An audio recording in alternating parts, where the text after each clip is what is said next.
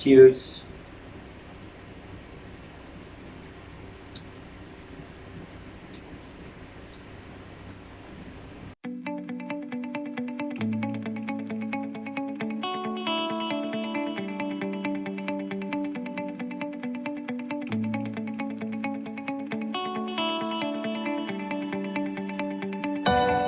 Mga kabuso, and welcome back to my YouTube channel.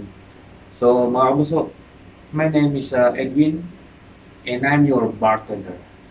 So mga kabuso, for tonight, I'm gonna show you how to make uh, Margarita on the rocks. Yes, Margarita. So for the Margarita, you need this tequila, triple sec, and sweet and sour mixed juice, and of course my shaker and my jigger, and for my glass I will use this rock glass. So now I will prepare first my glass. So on the rim I will put sugar, I mean not sugar, sorry, salt. Put salt.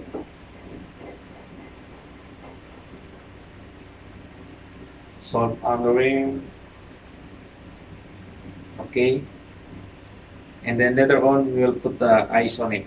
So let's start for a Margarita on the rocks.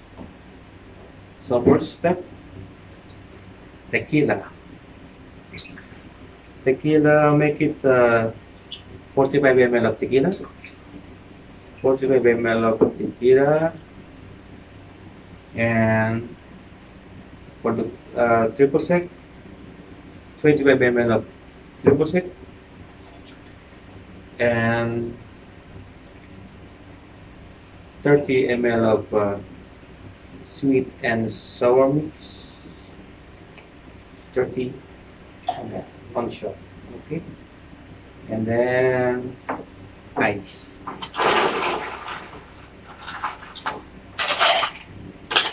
And then this is my favorite, shake it, baby.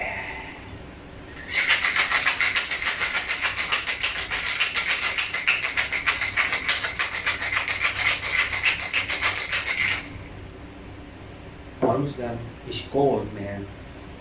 So mga puso, full of ice.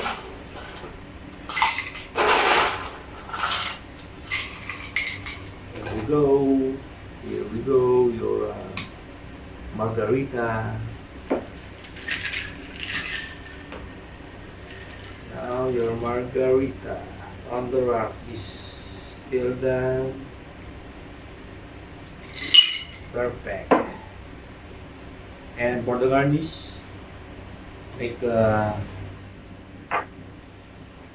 of course this one is lemon juice. So I can use this lemon wheel also, not lime wheel, lemon wheel.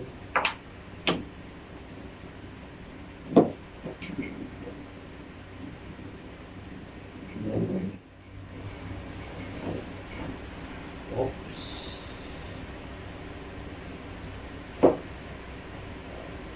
So here we go.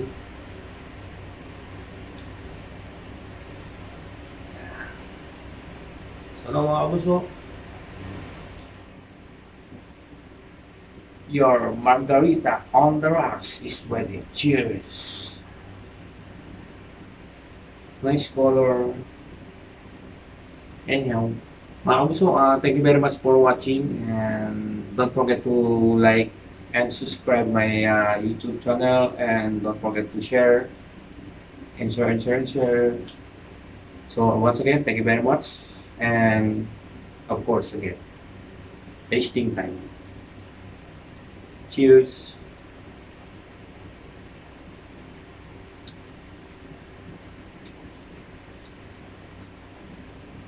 This is good tequila.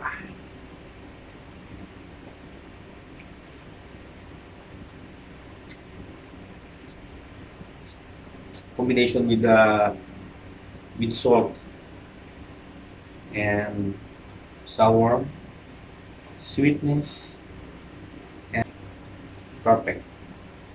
So mga kabuso, your margarita on the rocks is ready. Cheers!